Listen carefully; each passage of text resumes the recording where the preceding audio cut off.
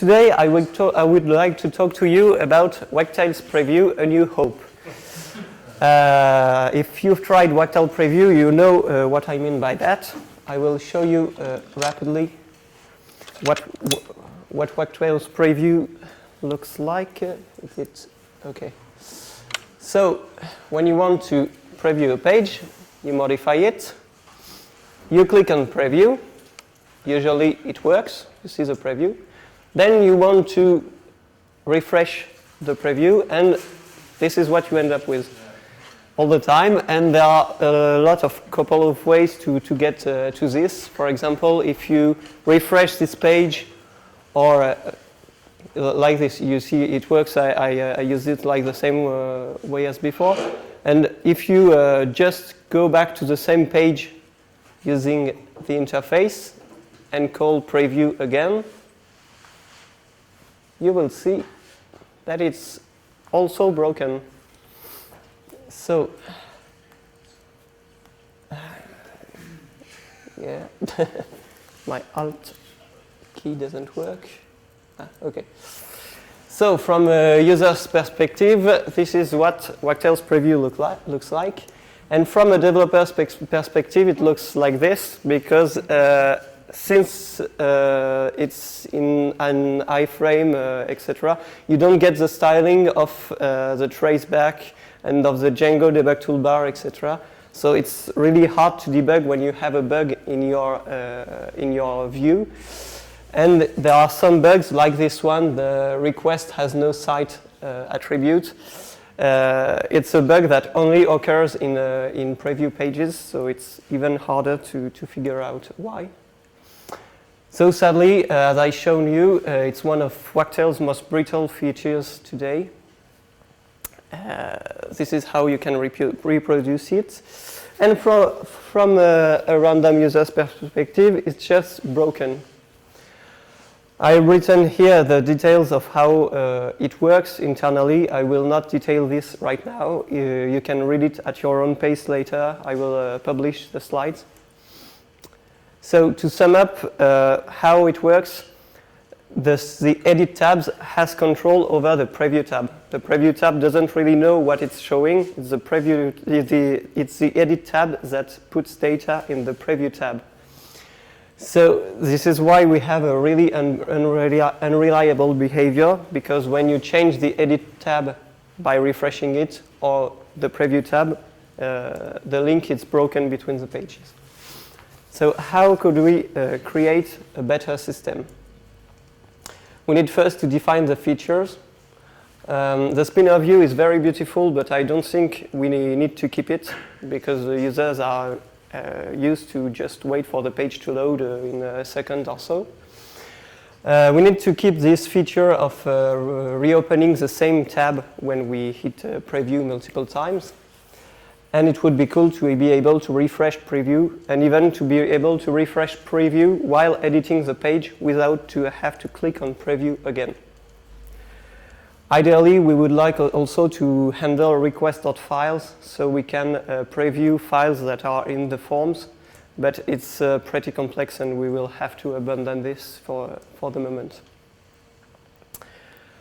So this requires a few techniques that are not in the current preview. For example, if we want to reopen the preview tab in the same tab, currently Wagtail closes the tab it has stored in JavaScript and opens it again. We can use a simpler system using the target attribute of the preview link. It will work really simply. You just have to have an ID in the target attribute. And all the other features are pretty straightforward. So the main issue is that we have to send data to the preview tab without sending actually to the preview tab, but to Django, to another view, third view, that will store data, and the preview tab will be able to get data again. So we have a few options to store data, and to me, the most interesting option is to use session data, because it's already linked to the user, and for a lot of reasons I will not have time to detail. We also have a minor issue with the new system I talked to you about, is that we may have an increased traffic due to AJAX calls, because when we able the user to update the tab, the edit tab, and refresh then the preview tab, we have to make AJAX calls frequently to send data so that it arrives on the preview tab. So the good news is that I already did this new preview system. It's just waiting to be merged and reviewed before that. So it's in 3383, and when we compare it to the current preview, the ideal preview I detailed to you, and WordPress, we see that the only thing we don't handle is request.files. That will be a bit complex for now, because we would have to save data in a temporary place, etc. So if you want to see what it looks like now,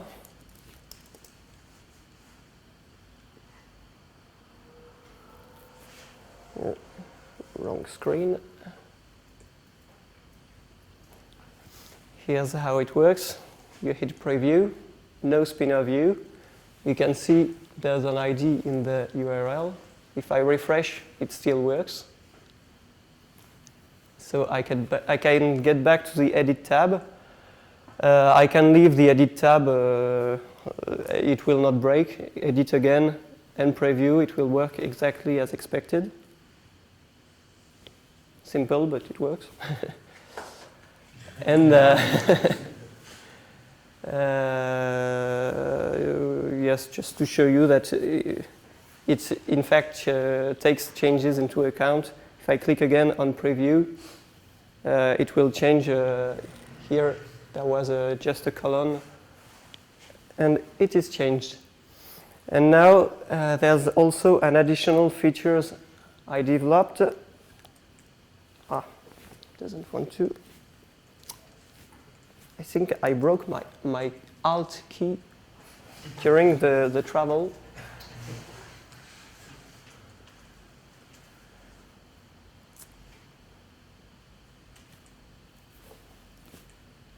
So there's also an optional feature that's disabled by default. As I talked to you about, we can launch a preview, then modify data in the edit tab, like this. And we don't have to hit preview again. We can just get back to the preview tab, refresh, and it takes the changes into account. So that's off by default because it creates AJAX requests periodically. So it's a bit heavy, but you can have it if you want. So my next demand is please review this pull request. And if you have any questions, also you can find the slides on this address. I will put these also in the pull request. Yes? Could you use a similar technique, the way that you're using AJAX to poll whenever something changes on the page, to do some sort of autosave? Yes, it would be possible, but the real problem here is the validation. Because when you validate, you may lose data. I talked about request.files. If you put a file upload field in your form, if you autosave, you may lose this. If there is an error, you want to show the validation error, etc. It can be done, but it will be complex. We can't just send data and change the page, or we will lose files. Might also be interesting to look at Django channels for that, for communication part. Gets too heavy, or yeah. to use WebSockets instead of AJAX for that. Yeah, Yeah. I wanted to do that, but it's a bit too early to Yeah. do that, in my opinion. Yes? You save the state in the session, right? Yes, And- so, and I clean it regularly. okay, So so what happens when you share this preview link with another user and they open it? They don't have your session. What do they see? so they see their preview. They You see can't- your own preview. Or yeah. they see the latest draft. Or Yeah. whatever. Okay. So it's still nice. But that's an interesting question. I could change this. So that's actually what I was going to mention, is that this has kind of been a long time UX holy war about how preview should work, and in particular whether hitting the preview button should actually commit that change to the database. And to me, I'm firmly on the side of no, it shouldn't, because the whole point of it being a preview is that you haven't committed anything yet. You're seeing how it would look if you were to save this. But so Dave, who did lots of the original UX, he was firmly advocating on, well, no, previewing, that's saving something and then showing how it looks. And I guess the ability to share your preview with other users pretty much assumes that latter case. So I think that this might be sort of is this the white or blue dress thing? It's half the people are adamant this is the right way to go. So Let's have a vote. yes. So I don't have the answer, unfortunately. Well, one of the things we run into with the preview as it is now is that if you have inline models, they don't always work when you preview. You have a problem? We have a problem because if you have an inline model, it might not exist if you have template logic which assumes that it exists, but you could work around it by not assuming that it exists. Because the models that are revision don't have an ID yet, because they're not saved in database. So if you do database queries with them, they don't exist. So. Yeah, that's So don't do it. yeah. I think you probably get the same thing with viewing a draft. Yeah, from a page yes, that doesn't yeah. exist. Yeah. Can you think of a solution for the request of files issue? The solution, there's only one solution possible, is to save these files temporarily in a folder, because since the media files are served using generally Nginx or Apache or whatever, you have to commit the files somewhere. So I don't think we can work around that. And we obviously can't save files in the database temporarily. And in a cache system, I wrote that on a slide, but the cache system, by default, it's lock-mem. And lock-mem is not shared between processes, so it might be broken to some users if we use cache for this. No, any more questions? One, sure. Can Yes. you mentioned the cache and the database and the session. Is this configurable or is it just session? It's just a session for now, because I tried for the 4 solutions I wrote in the slide, but session was the easiest and the less, how can I say, the less heavy. No, just a question. And I also had to clean the sessions regularly, and to do that we could use a cron tab, but instead of that, I just show that each time a user demands a new preview, it clears some of the most ancient previews, so previews that are 3 days old, etc.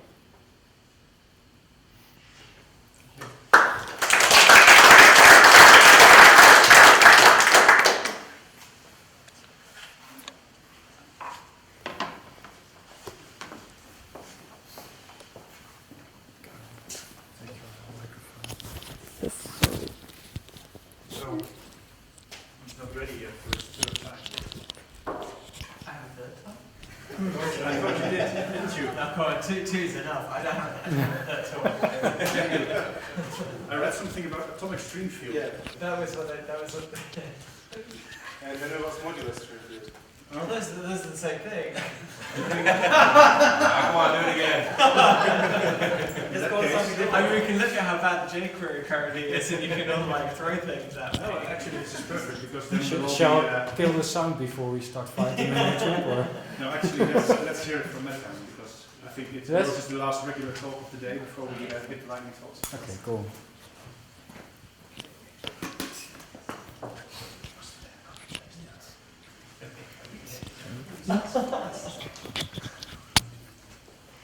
Okay, yeah.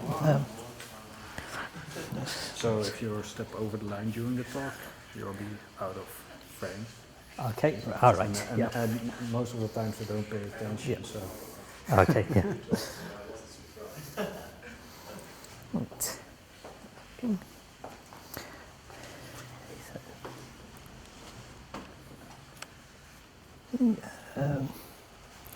Okay. Oh, hang on, let me just turn off the mirroring. That's what it's doing. No, it's not mirroring. Oh well. Sorry.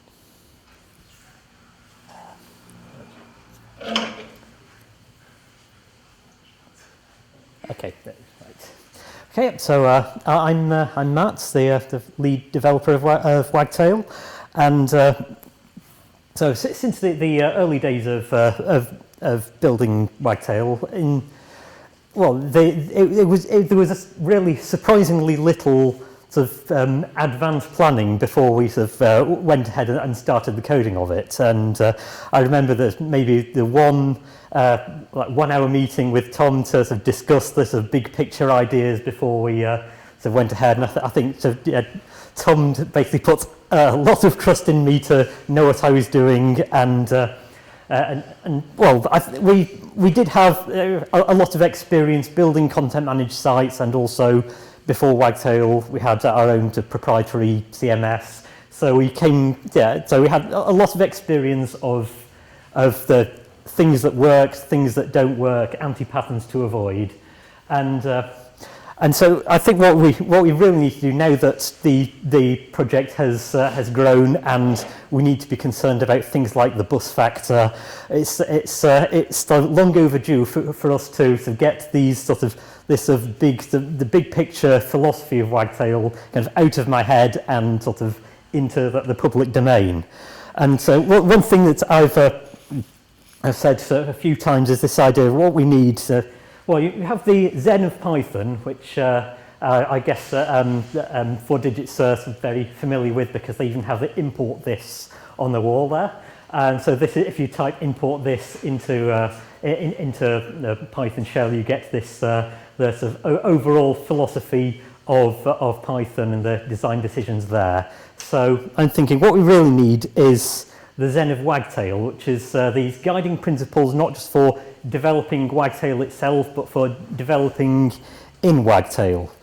And so I thought this talk would probably be the final push I needed to actually get these down in writing.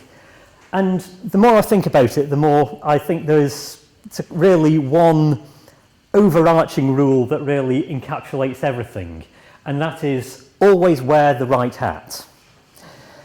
Because in any sort of any organizational, any content managed site, there's various different roles and responsibilities that that you need to think about. There's the developer, the content editor, the designer, the front end, and the site administrator. And I wasn't really quite sure what the site administrator's hat looked like, but that's what Google Images came up with. And all of these roles, in large scale sites, they probably will be sort of actual separate people. If you're just using Wagtail for your personal blog, it might just be the one or two, you might just be taking on all of these roles simultaneously.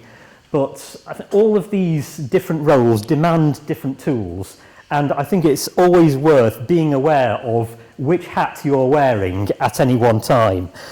So I'll start by talking about the programmer hat first, and so this is the kind of probably the first.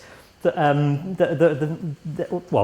second rule is let programmers program by writing programs.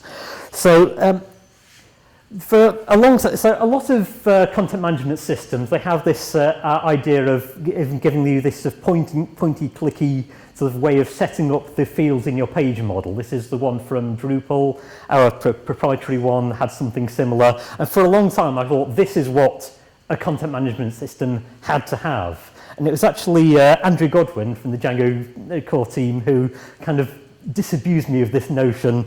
I think a few years back he was showing this like a prototype of this is how I think we could do CMS in Django, and it was using like as you know from Wagtail, putting the fields in a model definition. And I looked at that and said, well, how are you going to do the pointy clicky interface for that? And he said, well, do you really need that? And that was kind of a mic drop moment. And wait, no, you don't, because things when you sort of start from the position that a CMS has to have this, then that has quite a major effect on how you design the CMS. Because as you're creating new fields, you don't really want to be sort of changing the SQL data structure in the background, so you need to come up with a fixed SQL representation that can cope with this sort of flexibility. So you go, okay, so we have this sort of list of page types. This will be one database table, and each page is one of these types. Each page type consists of a bunch of fields, and we need to know what type each field is, and then for each page you have the value of each field. And then what you've ended up doing there is reinventing the concept of a database badly within a database. And so this is what's known as the inner platform effect, and it's just not a good idea. Because the thing is, this we have, well, in the end, this is a waste of time anyway, because the whole idea of this is that the site administrator is able to define their own, they're able to go into the CMS and define the data model themselves. But in practice, the site administrator doesn't do that. They'll just call up the developer and say, can you add this new field, please? So, and I mean, even if you have a really hands-on site administrator who does want to edit things, then effectively they're wearing their programmer hat, their developer hat.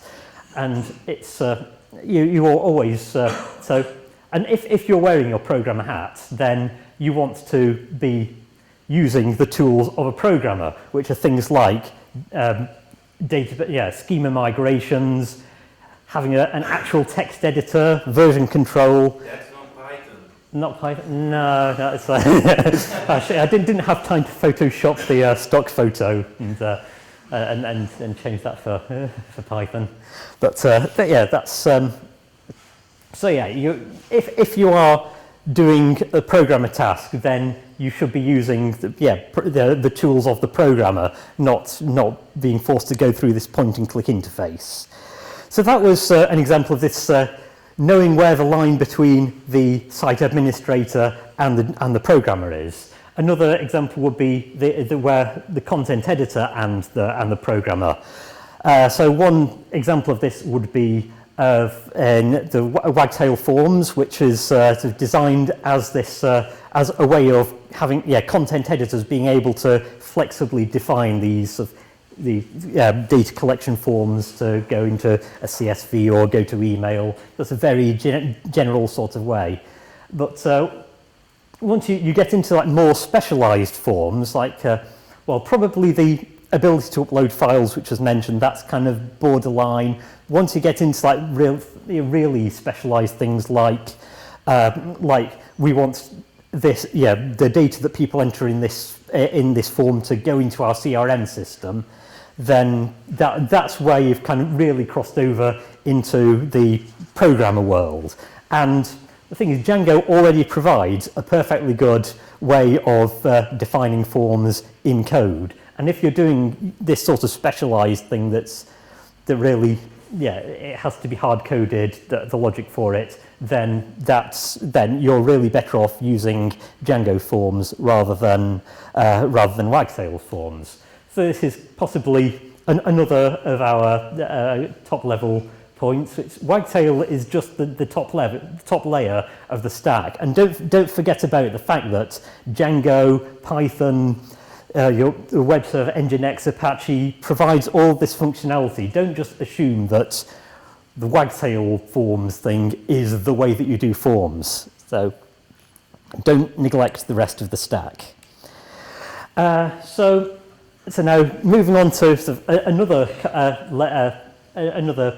sort of key point, which is this probably needs to be made a bit snappier here. But so content management is about sort of transferring information from people's brains into a database as directly as possible. And this is perhaps where we have this sort of conflict between the content editor and the designer. That I think the classic case of that would be, or one example is, if the content editor says, okay, how do I create a link that opens in a new window? And my reaction to that is, well, okay, why do you want it to open in a new window? Why, as a content editor, are you interested in that? And they might say, well, because this is an external event, and that's what we've decided, that links for external events will open in a new window. But then that's really the designer's decision to make. What we really need to capture from the content editor is the fact that this is an external event, whatever that might mean. So then that should be the level of the information that's captured. Likewise, if the content editor says, how do I embed a Google map into my page? Well, again, that's a designer's decision, the fact that it is a Google map. What the data we should be collecting from the content editor is, what is the location of our event? And then that's you're capturing the data as closely as possible to how it exists in the content editor's head.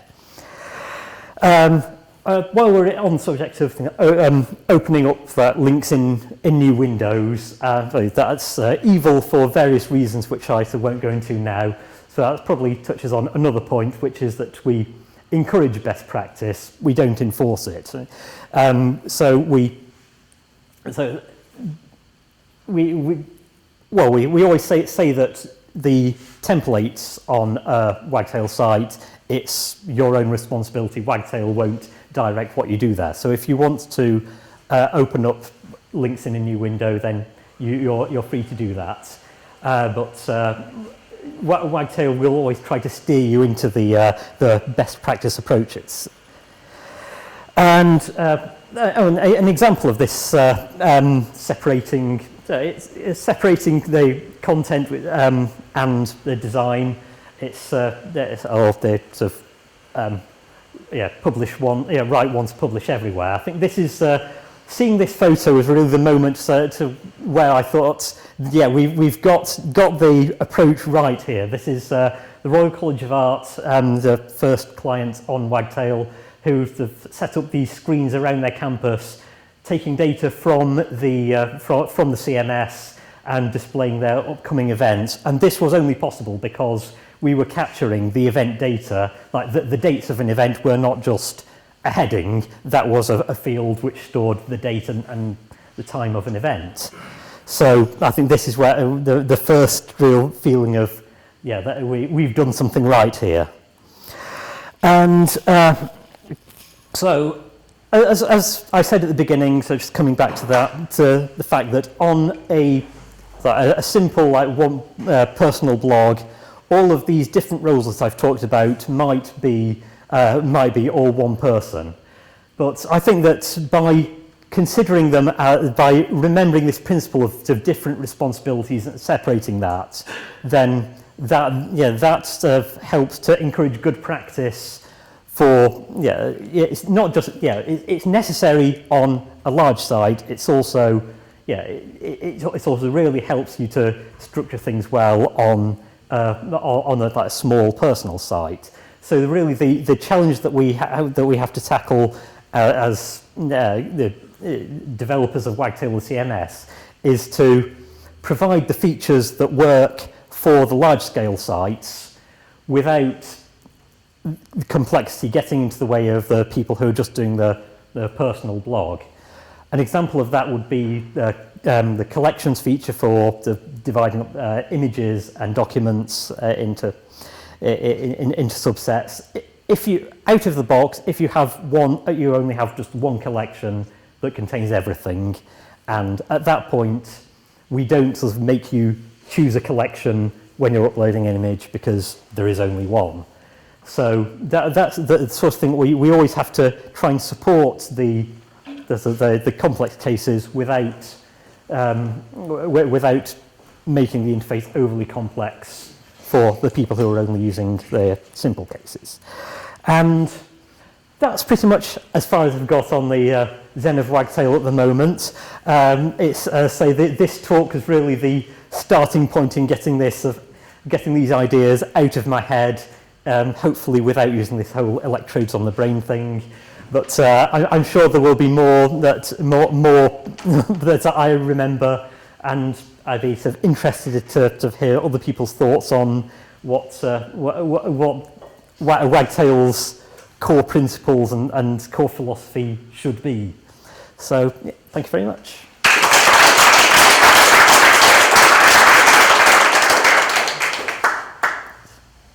Any questions? In the Django CMS community, we find this kind of thing really useful. It's a bit like the mission. It's not quite like the mission statement, but it's a more older version of the philosophy behind it. Yeah. And I wonder if you ought to think of something ourselves. Are you going to put this onto the Wagtail website? I think so. Yeah. It's still kind of, this is the draft version at the moment. I think there's probably. From Wagtail import this and then spit it out. Yeah. Yeah. Yeah. Regarding the keep the data as pure as possible, yeah. What is your stance on the rich text editor? Yes. Yeah. I'd really like to sort of deprecate it as much as possible. I think my end game for the rich text is really to make it so that the rich text that will be the way of entering paragraph content, and anything like images, embedded video, that would be handled by Streamfield. And one future step forward towards that will be adopting as a Draft.js, which it's kind of moving away from the idea that this is really HTML behind the hood, under the hood, so that if you're linking to a page, then that is one particular kind of link object. And yeah, and for things like, and I kind of like to take, as a kind of more ambitious challenge, to let Streamfield take over the role of what rich text does now. So things like, if you have a bullet list, then that would be a kind of list object. And in an ideal world, the user experience for entering that would be as seamless as just press enter to start a new bullet point, and you wouldn't, and as an editor, you wouldn't know that you are sort of creating new blocks. I think that, again, the idea is getting the information as transparently as possible from the editor's head into the CMS.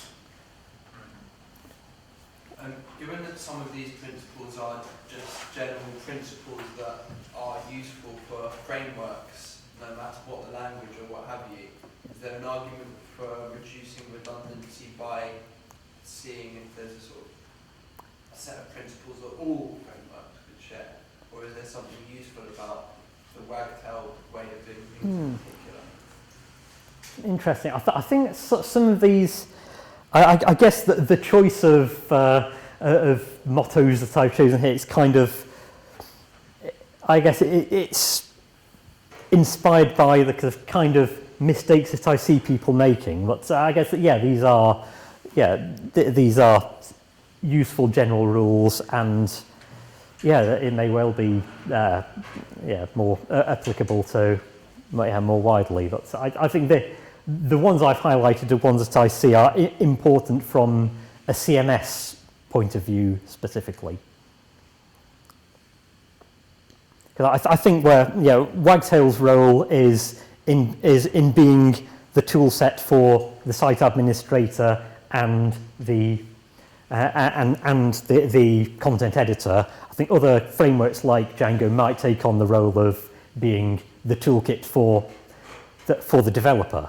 And so it's just, depending on where the emphasis is, then they might have different priorities. Further questions? No? Then let's take a short break and then do the lightning talks. Thank you. Also, for all those people that are leaving the sprints today and not coming back the other days, please, if you want, write your name or leave us a message on the flag. We'd really appreciate it to have some kind of memory. Nice hats. Awesome.